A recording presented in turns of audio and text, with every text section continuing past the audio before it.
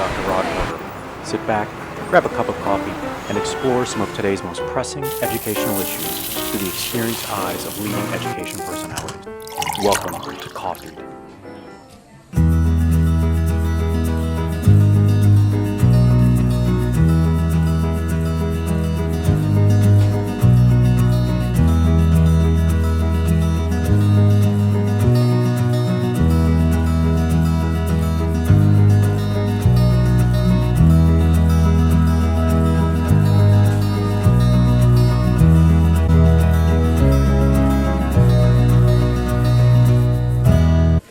Well, this is going to be an interesting conversation. And Randy, you and I have talked in the past. And so I think it's really great when we can continue to dive in deeper, especially with your role as superintendent and Lynn being assistant superintendent, and really understanding the personalities and the perspectives that you guys have in the leadership roles that you do and how you look at change and progression throughout a district and obviously the students and teachers and parents that are a part of that community.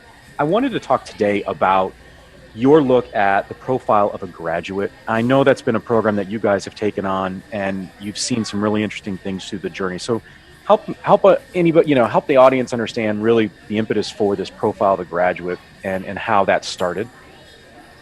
So one of the things that we've actually really enjoyed focusing on here in Salisbury Township School District is engaging a wide variety of stakeholders this past year in developing a vision, collaboratively developing a vision.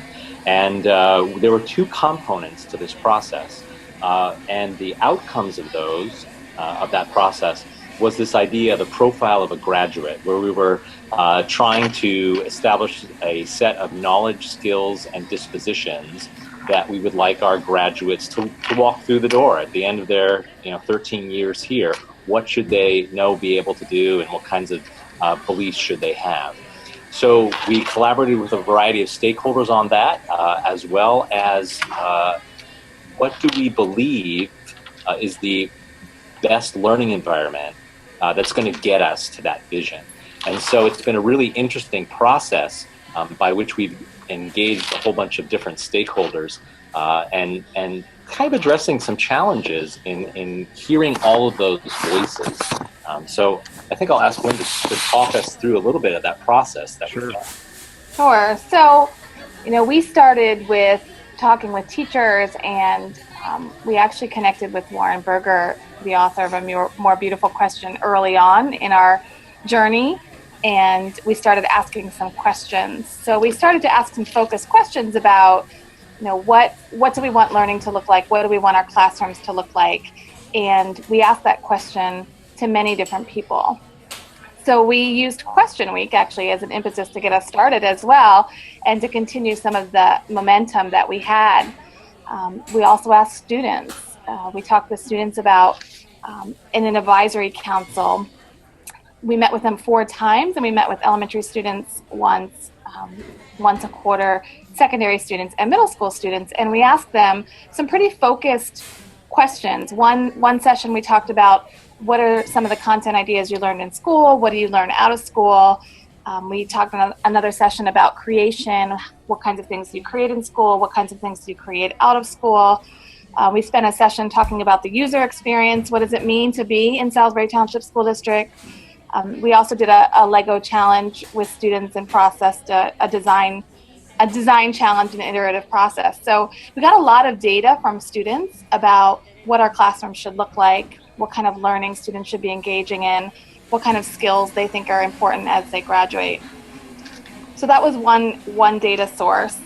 Lynn, what was the response in general from folks? Because I think what's interesting about what you guys have taken on is that you're connecting, really, if you sort of take a 10,000-foot view, I think people or the cynics say, well, look, K-12 is focused on K-12, and then that student is handed off, and higher ed then handles and deals, and we sort of say that in quotes, but deals with that student, and then all of a sudden they get dropped into career. And yet when I hear this, I think about the applicability to the transfer from K-12 to college, and then using those same skills and dispositions to understand how they might then be successful in the career space of being a young adult in their pursuit of their passions.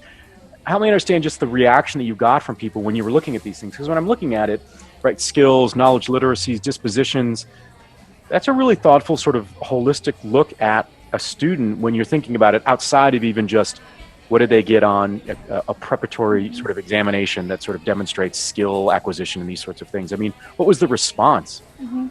I think kids were really interested in providing us with their feedback and their ideas.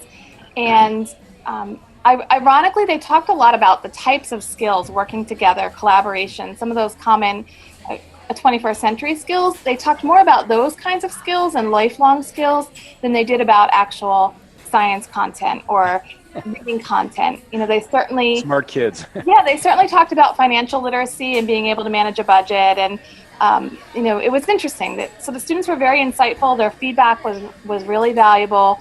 We coupled the student experience piece with actually shadow a student, where Randy challenged the administrative team to shadow a student, and we each spent a day, in some cases 2 days, actually following a student and really understanding what the user experience is right now. Yeah, that's really great. I mean, those are invaluable. Randy, I'll pose the same question to you. I mean, what was the response when, I guess, people outside of the leadership, you know, team sort of said, wait a minute, what are we looking at? What's the profile of the graduate? What's the rationale and the reasoning behind that? Because it does break the mold a little bit, and I give you credit for that. But what was the reaction from more community-based reaction, and then maybe other superintendents that are a part of different groups that maybe you're able to communicate with?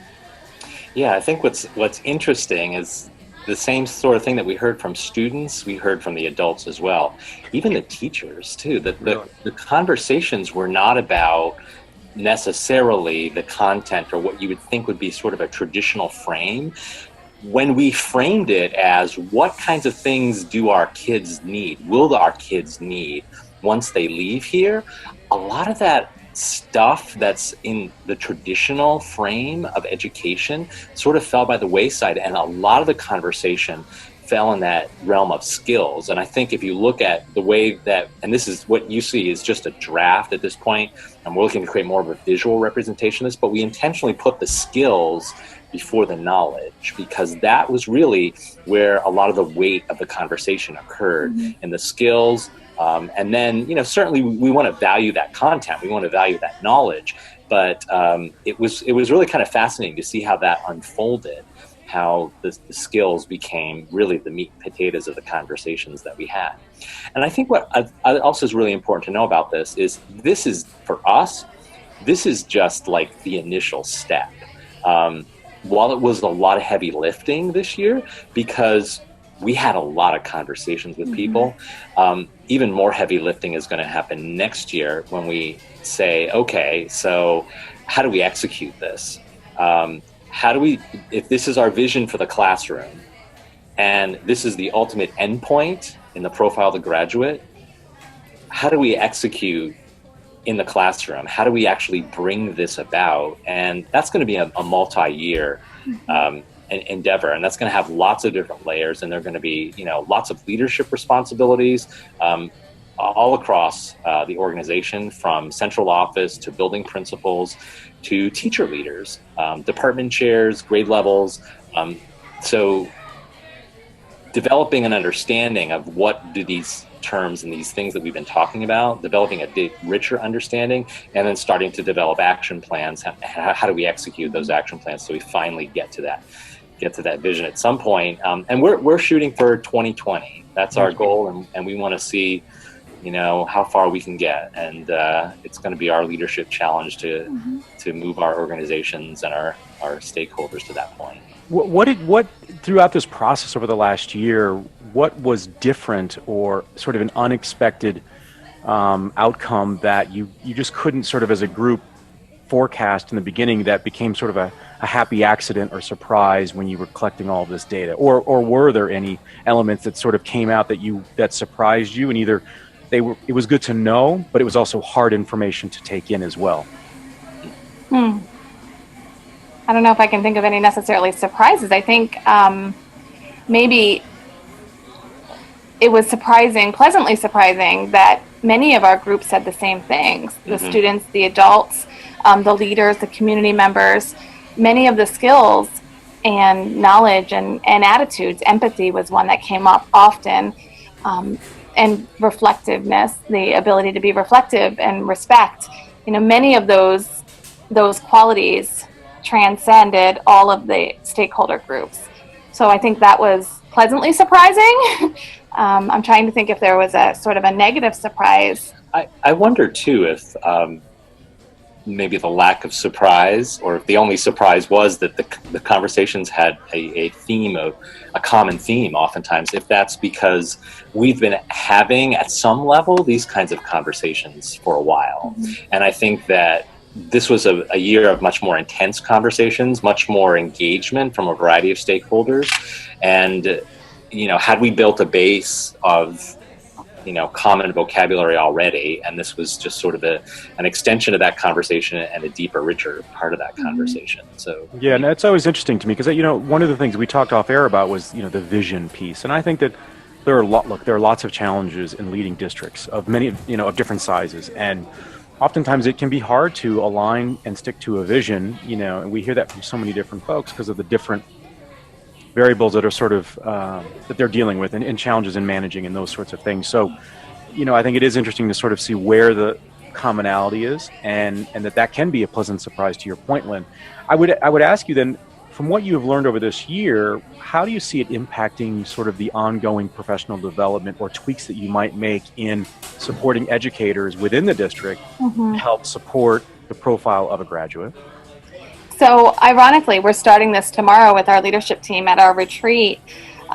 We know that we need to build capacity within ourselves, our building leaders, and also our teacher leaders.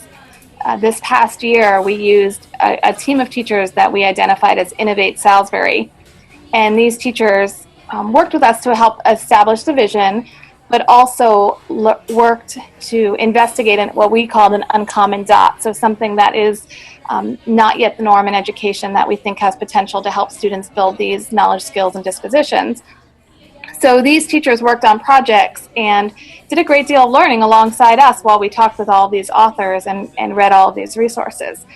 But now the challenge is scaling that up. So now that we have this document, these two documents that we really believe we have shared ownership of based on our process of including students, teachers, and community members, now we need to build shared understanding. And we're going to work with leadership teams and provide professional development to leadership teams. And part of their role will then be to be teacher leaders and building leaders and use some resources from us and some resources they create to build greater shared understanding at the building level. So what would that look like? A cohort next year, we intend to bring these teams together 3 times as a whole K-12 team, the building leadership team, the principal, and ourselves, and some additional central office support.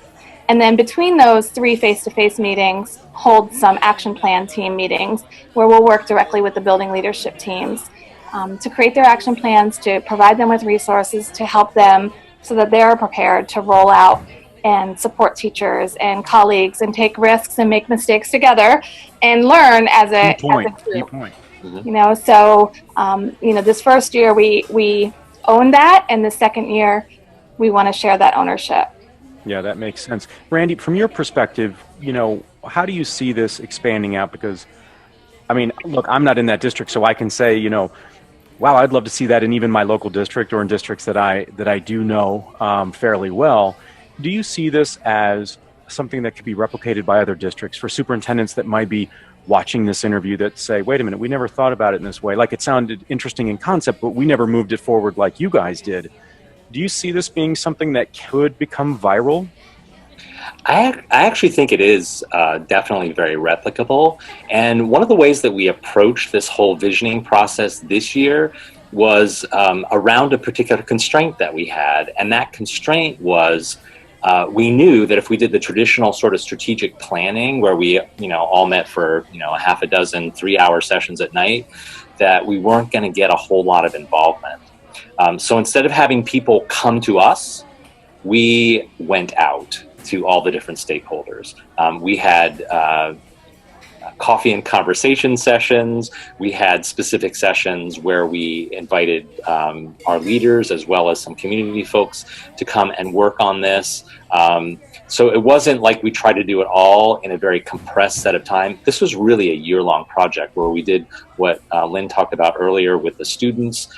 We met with the Innovate Salisbury team. That was the large teacher voice with our leadership team. So these conversations occurred throughout the year. And I think that is really the part that's replicable, and that I would encourage other superintendents and other administrators who have these sort of grand visions for education and changing it, that this is one of the ways that you can overcome that challenge of doing all the heavy lifting in such a compressed period of time. Spread it out over the year, and it actually gives you time to sort of think about and process those conversations and that data that you're gathering. You know, as we met with individual school groups of students, Lynn and I would have that conversation about what are those key takeaways, and then how does that shape the next conversation that we have? How does that shape the conversation we have with our school board? How does that shape the conversation we bring to the leadership team? So it was this sort of iterative process, rather than this sort of like, we're all going to get together for a 3-hour session and everybody's going to leave kind of exhausted after this process. Now, that in itself was a lot of time invested on our part as the leaders of this, and sort of managing that process. But I think that's what really makes it powerful, and that's what makes it replicable, and that you can overcome the barrier. And that's what I like about the process that we followed. We really thought about, if we really want to come out on the other end with something that's valuable and going to serve us well and going to really be a good base for future conversations, how do we really make sure that we hear a lot of voices in this? And I think that was one of the things that I'm most proud of. Yeah, I think it's great. Sorry, Lynn, I was just going to say that I bet you people are going to want to reach out and find out more information. So we welcome them. We welcome them. And I think what's also exciting, Randy said it was kind of non-traditional. I mean, we hung chart paper in faculty rooms. You know, we looked for unique ways and creative ways to get voice. After we had everything together, we sent it out to all of our staff with a survey, a few questions. Take a look at this, give us some feedback. We got some really good feedback from that and made some adjustments based on that feedback. We sent it out to all of our graduating seniors. You know, you're leaving us. What's next for you? And if you were prepared in this way, how would that benefit you? So give us some feedback. So we used a lot of different avenues, different from what we've used in the past in terms of a traditional strategic plan process. I think it makes a lot of sense. And you know, Randy, we've had multiple discussions and interviews, and so, you know, I'm a big fan of the progressive nature of the district, and obviously, Lynn, you embody that as well. So I would encourage folks, I'll put this out there, Randy, but I know you'll be at ISTE, that folks that want to learn more about what you're doing and how you folks are leading in Pennsylvania, I would encourage them to do so and to reach out, and they can always do that under the interview here to me, and I can put you in contact with Randy and Lynn in a way that best suits everybody. But it's a great pleasure. I think it's fantastic when you're looking at the profile of a graduate, and I look forward to learning how it continues to grow over the year, because like you said, this is step one. Thanks again. All right, thanks, Rod. Thank you very much.